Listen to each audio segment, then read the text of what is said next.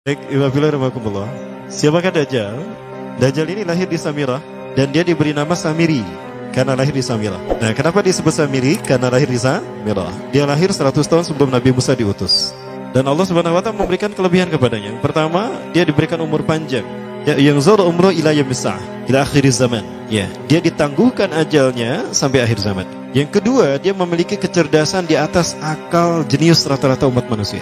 Jadi sejenius apapun umat manusia yang normal, dia 60 tahun di atasnya. Sehingga penemuan-penemuannya, kecanggihan berpikirnya, kedewasaannya jauh di atas manusia.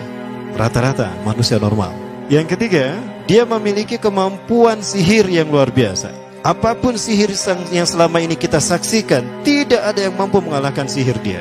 Sehingga saking luar biasa sihir yang dia miliki, seolah-olah orang mengenalnya selevel dengan Tuhan. Karena apapun yang semestinya menjadi perbuatan Tuhan, Dajjal bisa melakukannya. Nah, ini saking hebatnya sihir Dajjal. Nah, nasab kelahirannya adalah nasab yang aneh para Allah. Dia lahir dari termasuk Bani Israel. Bani Israel ini keturunan Nabi Yakub. Yakub itu gelarnya Israel. Keturunannya disebut Bani Israel. Dari Yehuda. Yehuda ini adalah anak laki-laki dari istri pertama Nabi Yakub alaihissalam.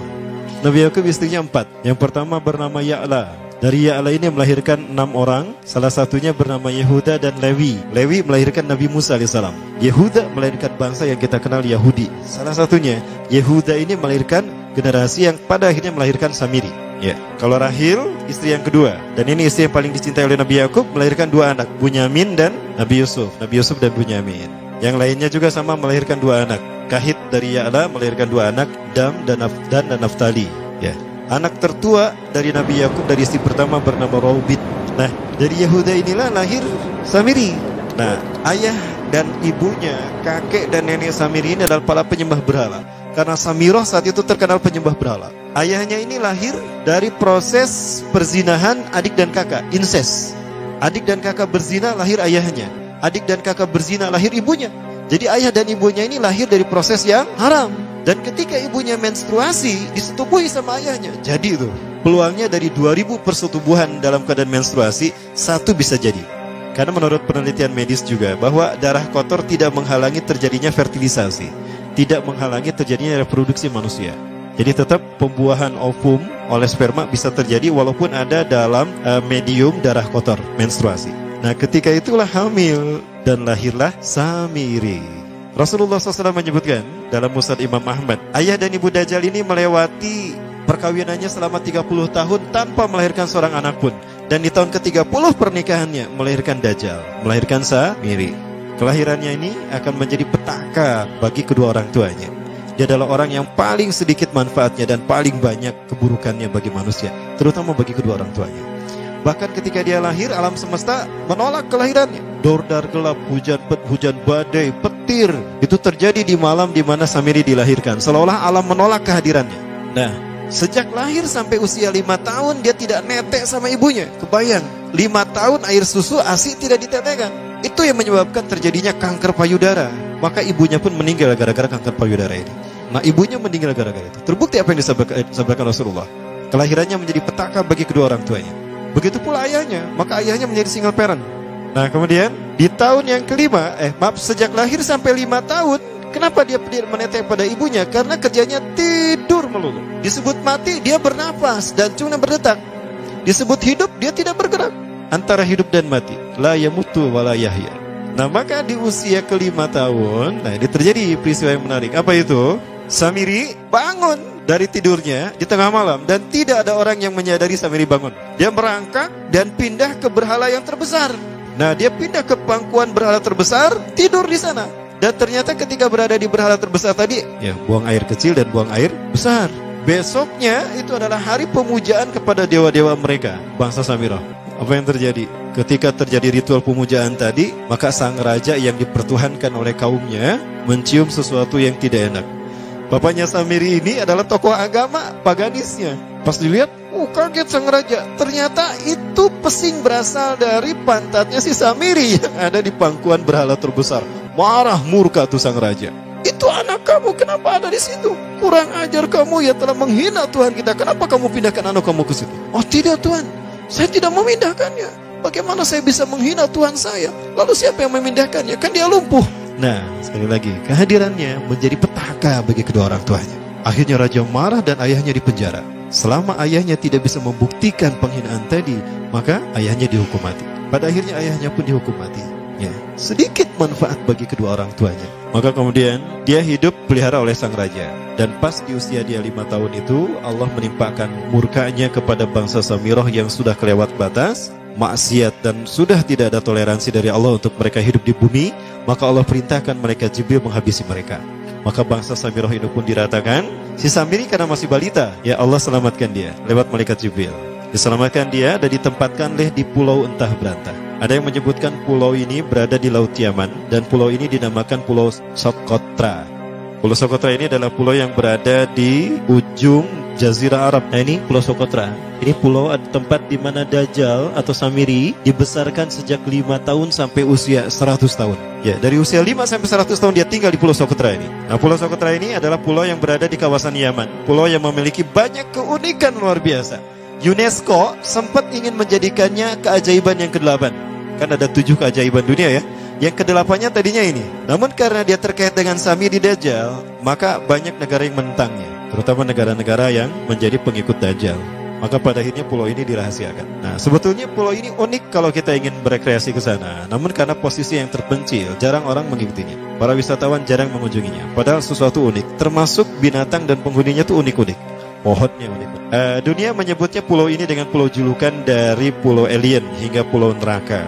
Ada juga yang menyebutkan The Jekyll Island. Pulau Jekyll Island itu bahasa barat, kalau bahasa kitanya Pulau Dajjal. Ya, sama dengan Pulau Sedir ya. Itu juga The Jekyll Island. Nah, Pulau Socotra kaya dengan flora dan fauna yang unik hingga saat ini belum ditemukan di tempat lain.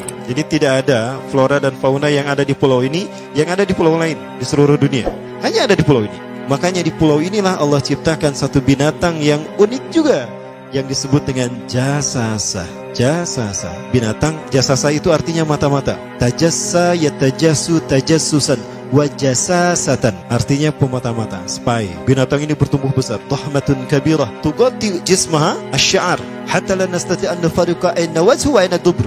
Tubuhnya besar, dipenuhi dengan bulu, sehingga saking penuhnya bulu kita tidak bisa membedakan mana dubur, mana wajah. Yang menghadap itulah wajah. Baik, karena itu pulau ini pernah dilesarkan sebagai salah satu dari 7 keajaiban dunia yang baru ya. Nah baik, ini contohnya nih, saya perlihatkan keajaiban dan keunikan. Ini adalah padang pasir di Pulau Socotra. Ini burung, salah satu jenis burung yang bisa kita jumpai di Socotra. Dan ini kepiting unik, kepiting Pulau Socotra. Aneh ya, kepitingnya seperti itu. Ini laba-laba langka di Socotra, mirip tarantula. Dan ini pohon darah naga yang ada di Pulau Socotra juga. Nah, ini salah satu jenis pohon Dorstenia Socotra. Dan ini juga pohon yang lain, pohon Dendrocysaios Socotra. Ya, saya sebutkan lagi ya. Nah, ketika di pulau itu, sebelum bertemu dengan Nabi Musa, Samiri di pulau itu yang hanya tinggal dengan seekor binatang jasasa. Binatang jasasa ini memberikan beberapa hal kepada si Samiri ya. Allah Azza wa Jalla menciptakan binatang berbicara yang bernama jasasa. Dia di mana lahirnya, ajalnya, matinya sama dengan ajal Dajjal. Begitu pula muncul dan menghilangnya. Binatang inilah mengajarkan akidah tauhid kepada Samiri muda. Pelajaran ini kononnya ditulis oleh Jibril alaihissalam dalam bentuk panel-panel atau prasasti. Isi prasastinya panel 1. Yang ditulisnya malaikat Jibril, panel 1 itu berisi kalimat la ilaha illallah, tidak ada Tuhan selain Allah. Ini dijelaskan oleh binatang jasasa. Yang kedua, panel kedua berkata Allahu wahid la syarikalah. Allah Maha Esa, tidak ada sekutu bagi Allah. Itu dijelaskan juga oleh binatang jasasa ini. Nah, binatang jasasa ini sekali lagi dia bertubuh besar. Kategorinya adalah kelasnya itu mamalia, genusnya mamalia. Cuma saya tidak tahu nama spesiesnya apa. Pada tahun 2017, akhir dari bulan Agustus di Filipina ditemukan binatang seperti ini. Ciri-ciri binatang ini nyaris sempurna seperti ciri-ciri binatang jasah yang disebutkan Rasulullah terkait dengan binatang yang memata-matai Dajjal. Tubuhnya penuh dengan bulu. Ini disebutkan dalam surat An-Naml ayat ke-82. Ya, binatang ini seperti ini dan dia tidak pernah jauh dari laut karena dia selalu ingin membasahi tubuhnya, dan dia pun makan dari makanan ikan laut. Maka dia tidak pernah jauh dari pantai. Seperti ini. Nah, binatang inilah yang mengajarkan prasasti mengajarkan akidah tauhid kepada Samiri muda. Yang ketiga, engkau diurus oleh Jibril. Karena itu janganlah engkau mengkhianati janjimu dengan Allah. Hanya engkau saja di pulau ini. Panel yang kelima, makanlah dan nikmatilah makanan dan minuman yang menjadi rezeki dari Allah sesuai kehendakmu. Tidurlah sesukamu, tapi sembahlah Allah dalam berbagai keadaanmu dengan tasbih keesaan Allah kepadanya, yaitu dengan melaksanakan solat yang diwajibkan kepadamu. Allah lah sang raja, Allah yang Maha Esa. Dia tidak berayah dan tidak pula mempunyai anak. Allah Tuhan Tuhan yang maha besar dan maha agung. Dialah yang maha raja. Ada 7 panel. Panel yang ke-7 bercerita tentang Nabi Muhammad. Panel yang ke-6 itu bercerita tentang nabi-nabi. Dan khusus panel yang ke-7 cerita tentang Nabi Muhammad. Jadi Dajjal sudah tahu, Samiri sudah tahu bahwa akan diutus Nabi Muhammad di akhir zaman. Dan itu Nabi yang terbaik. Makanya dia iri. Nah, selesai panel ini disampaikan, maka binatang sejasasa berkata, wahai Samiri, saksikanlah aku telah menunaikan innani qad fa'altu ma umirtu min rabbi. Demi Allah, saksikan aku sudah menunaikan apa yang diperintahkan padaku, kata binatang jasasa. Maka sekarang adalah perintah terakhir, yaitu pertanyaan dariku untukmu. Hal tu'minu billah, apakah kau beriman pada Allah? Wa bima unzila ilaih, dan dari apa yang diturunkan kepada nabi-nabinya, kepada Jibril maksudnya. Famadal jawab ya Samiri, apa jawabanmu hai Samiri? Samiri tidak menjawabnya. Lama ditunggu-tunggu, Samiri tidak menjawabnya. Sehingga binatang ini pun pergi dengan menjerit, dengan jeritan yang membuat Samiri ini pekak telinganya. 2 kali lagi datang lagi kembali kepada Samiri dan berkata binatang jasasa, ya Samiri, famadal jawab, hal tu'minu billah, in tu'minu billah fatakunu mu'minan a'jaba imanika ila yaumil qiyamah. Jika kau beriman kepada Allah, maka sungguh kau akan menjadi mukmin yang menakjubkan imannya. Inna ajalaka ukhirat ila akhir zaman. Sesungguhnya ajalmu ditangguhkan sampai akhir zaman. Jika kau beriman pada Allah, engkau akan menjadi mukmin yang menakjubkan. Fa in lam tu'min billah, tapi jika engkau tidak beriman kepada Allah, wa bima unzila ilaih, dan apapun yang diturunkan pada Jibril, innaka minal mal'unina ila yaumil qiyamah, dan kau terkutuk sampai hari kiamat nanti. Tidak juga dijawab. Pergi lagi binatang jasasa tadi sambil memekikkan suara yang pekikan yang keras. Yang ketiga kali yang terakhir dia bertanya kembali. Dan apa jawaban Samiri? Hei jasasa binatang buruk rupa, lihat di pulau ini tidak ada siapapun kecuali engkau dan aku. Dan yakinilah kalau panel ini bukan tentang Allah yang di langit sana, tapi yang disebut Allah itu saya. Hei jasasa, akulah Allah itu. Oh, dia menjerit dengan jeritan yang makin keras. Sampai si Samiri pun menutup kedua telinganya. Sejak saat itulah binatang itu pergi dan berkata, Innaka dajjal, innaka dajjal, innaka dajjal. Engkau adalah pendusta, engkau adalah pendusta. Pendusta sampai hilang suaranya. Di saat itulah Samiri mendapatkan gelar Dajjal. Jadi siapa nama asli Dajjal? Samiri. Dajjal artinya Al-Kazab, pendusta, bukan singkatan kadek.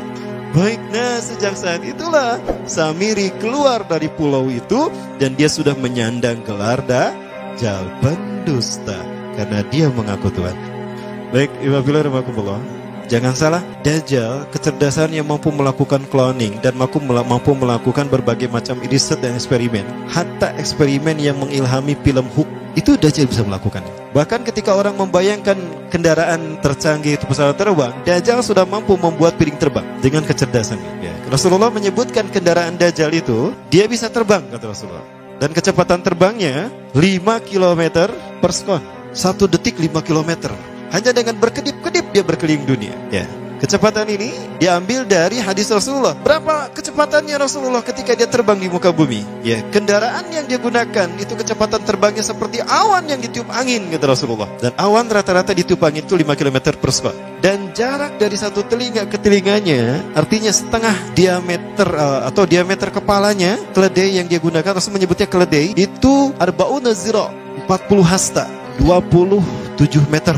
Diameternya itu 27 meter. Keledai macam apa yang jarak dari satu telinga ke telinganya 27 meter? Kalau bukan piring terbang. Ini bisa 24 meter kan? 27 meter. Bisa tidak? Bisa. Dan kecepatannya pun sama. Dan pernah meninggalkan jejak Cop Circle di Yogyakarta. Nah, Cop Circle itu adalah jejak UFO yang menjadi isyarat instruksi bagi para pelaku konspirasi dunia. Siapa? Para kalangan Illuminati.